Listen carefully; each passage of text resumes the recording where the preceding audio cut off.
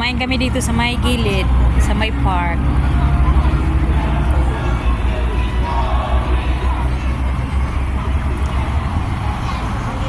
Nilalamig na si Ate Faye.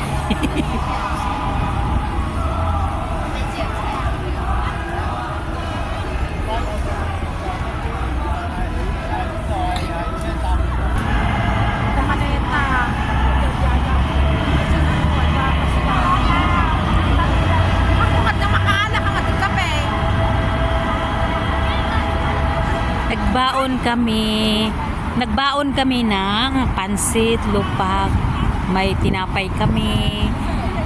Ayun, dito kami naghapunan. Thank you for watching. Welcome to Macau. Nilalamig. Ate, kulang yata yung mga jacket natin.